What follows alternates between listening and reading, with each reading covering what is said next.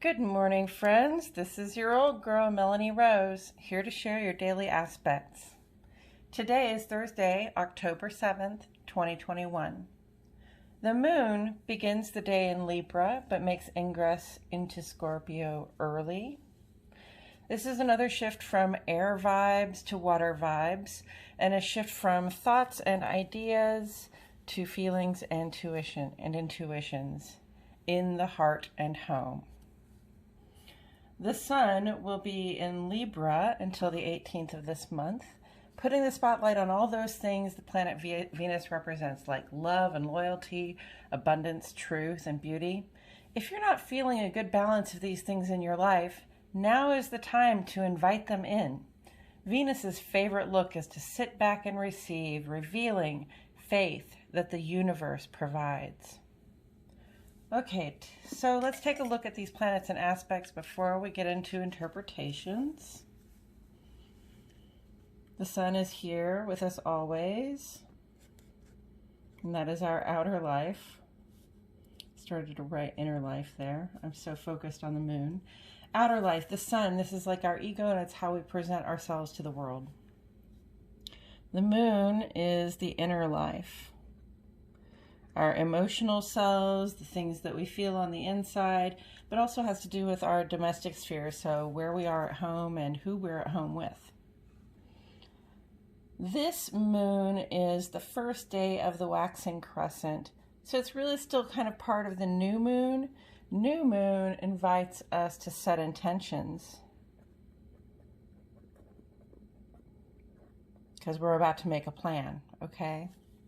Setting our intentions, especially for the next couple of weeks going forward.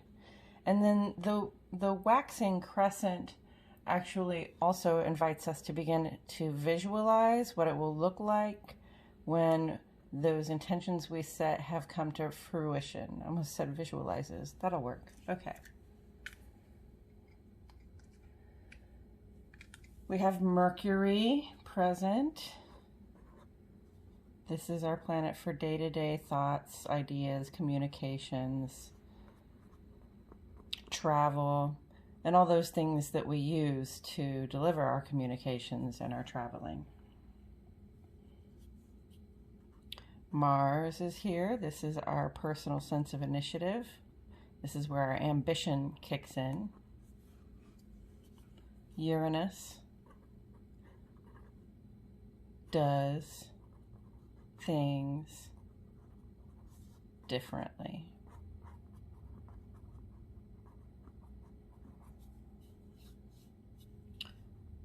Pluto, the planet of depth and mystery.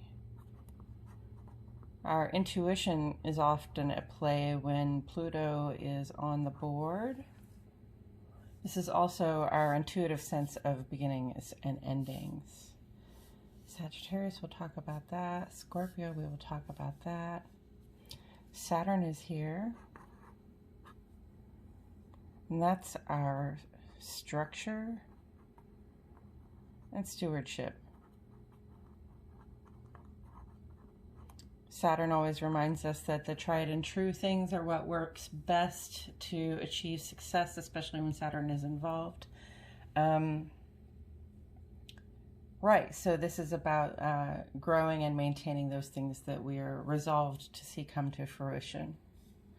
Saturn, Mars, Sun, Mars. Okay, we have all those planets. And then these aspects. Retrograde is when a planet appears to go backward along its trajectory from our perspective. Quincunx, variable outcomes. No promises that if you do what you feel, you're going to get the best response that you want to. Conjunct. This is a positive aspect. And these energies will be mutual boosters. They amplify one another's effects. This is direct, the opposite of retrograde. So Pluto has been in retrograde, but yesterday it shifted from our perspective and has begun to go back along its regular trajectory in the right direction. These are ingress. This just means that one planet is transiting out of one sign and into another. Perihelion, we've talked a little bit about. That's when that planet is closest to the sun. In this case, kind of literally, because Mercury is the closest planet to the sun. Square indicates challenges, and if they come up, they'll just have to be faced. Perigee is when the moon is closest to the earth. And there's another direct. All right, so these are the players, and these are the plays they are going to make. Let's get a little bit into some interpretations. So in the ongoing column, I still have Mercury retrograde up here. Challenges with travel, communication, and equipment. A number of other retrograde planets are plotting to go direct over the next 2 weeks. So expect ripples of the unexpected as these planets ease back into their regular flow. Mercury will be the last of the 4 to go. Mars quincunx Uranus. This is day 2 of this 4-day aspect. Our planet for personal initiative is in a delicate position with Uranus. Uranus, which is in retrograde, has been bringing about more internal changes than external ones. So we may be noticing some desire to put those changes on display so people can see what they're dealing with, and we can do that, but because of this quincunx energy, we cannot be surprised if we get a mixed response from our audience.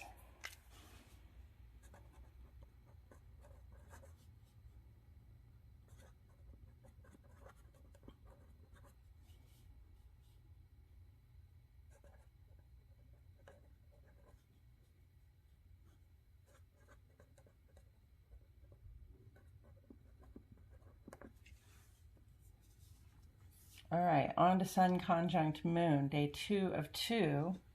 This aspect indicates the peak of the new moon when the moon is entirely in shadow, reflecting none of the sun's light back onto the earth. And in this position, these outer life vibes and inner life vibes are mutually enhancing. We are more at ease socially and also more at ease in the home space. But the new moon really advises us that this is the time to turn inward, to search our hearts and minds and set new intentions. Where were we last month when we were doing this? How did it go? And how do we move forward from here?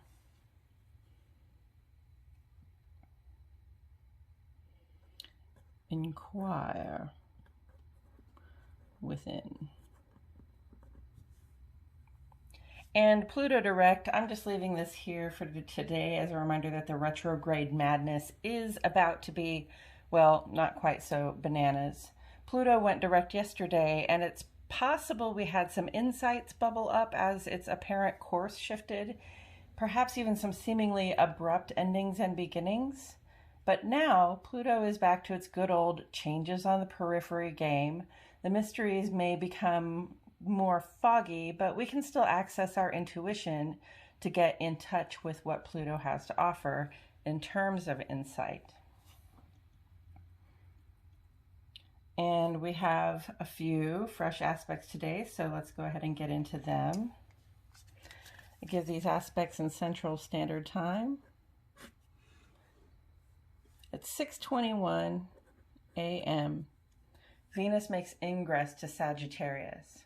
Now, considering all the conversation we've been having about Libra's ruling planet Venus, I'm a little surprised at myself that I haven't discussed the fact that Venus has been in Scorpio for the last month. Scorpio is ruled by Pluto, right there. And the invitation this last month has been to withdraw and chill out, giving ourselves plenty of space to process all the intuitive information that is coming our way. Now that Venus begins its 29-day trek through the sign of Sagittarius, which is ruled by Jupiter. So this month, the invitation is to expand, to grow our relationships and to grow within them. Sagittarius has a fiery but less intense and focused vibe than Scorpio, so the field of people and things that we value highly may get bigger. I look forward to exploring this with you all further, since the sun will be in Libra for a couple of weeks yet. Sagittarius is adventurous and honest.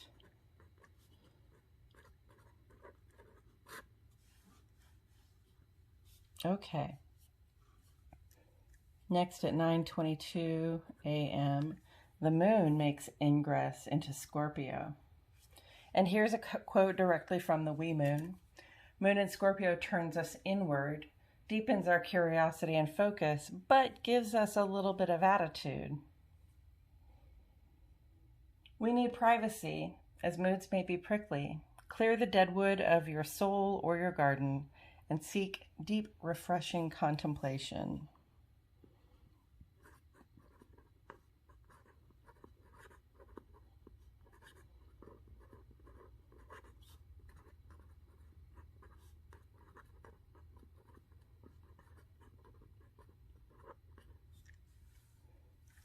At 4:14 p.m., Mercury reaches its perihelion.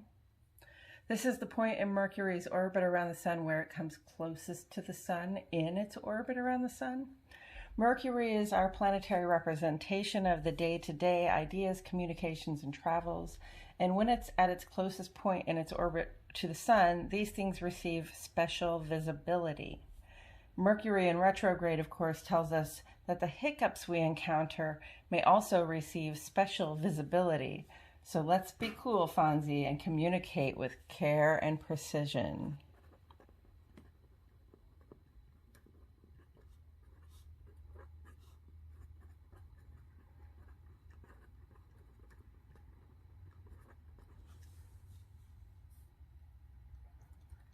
Later on today at 8:37 p.m., the moon goes square with Saturn. Saturn is our planet for structure and stewardship, and it has been in retrograde for a few months now, lending to feelings of being boxed in. Look at that square, right? Lending to feelings of being boxed in or trapped.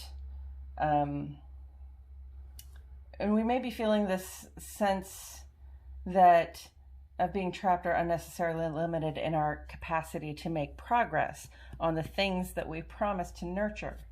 The moon indicates our inner emotional and intuitive life and also our domestic life. And it's possible that these feelings of entrapment are coming from inside our own hearts and homes.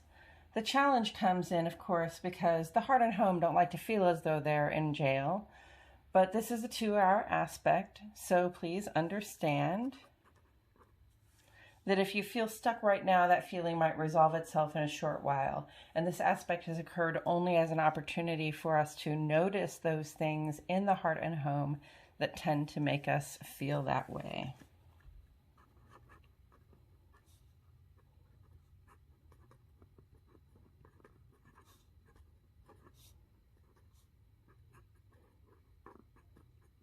So I'm thinking of this as a 2-hour time frame to discuss with ourselves what is limiting us, in the heart and home. This is a 2.5-day transit. This is a 29-day transit. And this will be a 2-day. Sun conjunct Mars. Yesterday the sun went conjunct with the moon, and today the sun is making a conjunct with Mars at 11:01 p.m. With this aspect, our ego, or the person we are on the outside, socially and or professionally, finds itself in a mutually amplifying situation with Mars, our planet for personal initiative and ambition. We may feel a strong urge, perhaps even pressure, to get moving on something new. But even if we don't have any worthy projects into which we can pour this physical energy, it's important to understand that the physical energy still needs to be expended. Restlessness under pressure is never a pretty look, and the ego could take quite a bruising if it were put in that situation. So I advise us all to put this extra burst of initiative to work for us before it puts us to work cleaning up a mess. Get going. You can start something new if you have something you'd like to start, which hopefully you do, because we're at the new moon and that's what we're talking about. Setting intentions, making plans. Okay, coming up tomorrow, the moon will reach its perigee, indicating an increased emphasis on our emotional and domestic lives. Saturday, Mercury in retrograde makes a conjunct with Mars, sort of riding on the coattails of this Sun conjunct Mars aspect. And also Saturn is stationing to go direct this Sunday, bringing a greater sense of freedom in the execution of our sworn duties to nurture and grow that which supports us. And we will talk about all of these things and much more as they come up. That's it for today, friends. This has been your Daily Aspects, an astrological weather forecast for Thursday, October 7, 2021. If you have questions or if you feel inspired to share an observation or an experience, I invite you to add to the comments below. Also, please like my video and subscribe to the Old Girl channel. I will leave this up for about 30 seconds so that you can look it over, and I'll see you all tomorrow for more Daily Aspects.